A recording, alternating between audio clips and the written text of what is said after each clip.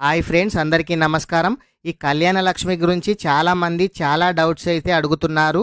మన ఛానల్లో ఇదివరకే కళ్యాణ లక్ష్మి గురించి వీడియో చేయడం అయితే జరిగింది. ఆ వీడియో చూసి చాలామంది కామెంట్స్ అయితే చేస్తున్నారు. అసలు ఈ కళ్యాణ లక్ష్మి పెళ్ళైన నుంచి ఎన్ని రోజుల వరకు అప్లై చేసుకోవచ్చు, అసలు ఈ కళ్యాణ లక్ష్మి పథకంకి ఇప్పుడు తులం బంగారం కాంగ్రెస్ ప్రభుత్వం ఇస్తున్నారా, ఇవ్వడం లేదా, లవ్ మ్యారేజ్ చేసుకున్న వాళ్ళు కళ్యాణ లక్ష్మికి అప్లై చేసుకోవచ్చా అని చాలామంది అయితే అడుగుతున్నారు. ప్రతి ఒక్కరి డౌట్ కూడా ఈ వీడియోలో క్లారిఫై చేయడం అయితే జరుగుతుంది. వీడియోను ఇంకా ఎవరైనా సరే లైక్ చేయకపోతే వీడియోని అయితే లైక్ చేయండి.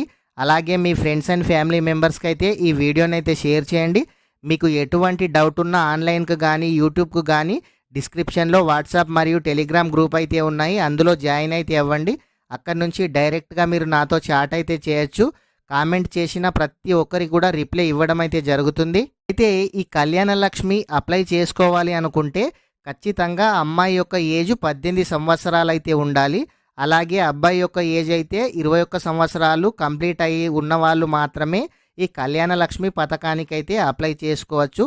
ఈ కళ్యాణ లక్ష్మి పథకం అప్లై చేసుకోవాలి అనుకుంటే ఖచ్చితంగా అమ్మాయి యొక్క ఆధార్ కార్డు, అమ్మాయి యొక్క క్యాస్టు, ఇన్కమ్, రెసిడెన్సీ, అమ్మాయి యొక్క 10th మెమో లేదంటే బోనోఫైడ్ అయితే కంపల్సరీగా ఉండాలి. అదేవిధంగా అమ్మాయి యొక్క మదర్ ఆధార్ కార్డు, అదేవిధంగా బ్యాంక్ అకౌంట్ అయితే ఉండాలి. అబ్బాయికి అయితే అబ్బాయి ఆధార్ కార్డు, అబ్బాయి 10th మెమో లేదంటే బోనోఫైడ్, క్యాస్టు, ఇన్కమ్, రెసిడెన్సీ, అబ్బాయి రేషన్ కార్డు, అదేవిధంగా అమ్మాయి రేషన్ కార్డు కూడా ఉండాలి.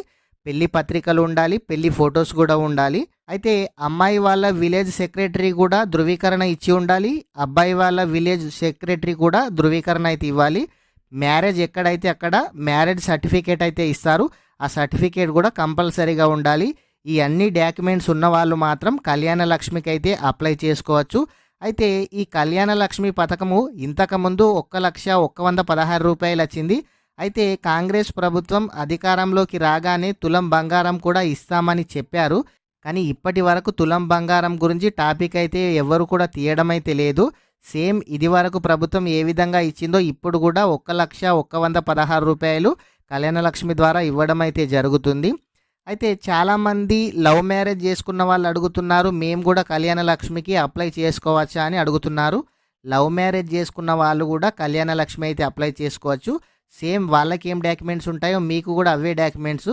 కానీ మీరు లవ్ మ్యారేజ్ చేసుకున్న వాళ్ళు పంచాయతీ సెక్రటరీ ధృవీకరణ మీకు ఉండాలి, అమ్మాయికి ఉండాలి, అబ్బాయికి ఉండాలి. ఈ సర్టిఫికేట్స్ మీరు కనుక తేగలిగితే లవ్ మ్యారేజ్ చేసుకున్న వాళ్ళు కూడా కళ్యాణ లక్ష్మికి అయితే అప్లై చేసుకోవచ్చు.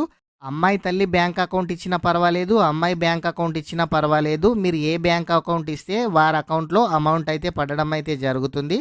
అయితే ఖచ్చితంగా ఈ కళ్యాణ లక్ష్మికి అప్లై చేసుకోవాలంటే ఖచ్చితంగా పెళ్లి ఫొటోసు, పెళ్లి పత్రికలు, ఈ పైన చెప్పిన అన్ని డాక్యుమెంట్స్ అయితే ఒరిజినల్ ఉండాలి.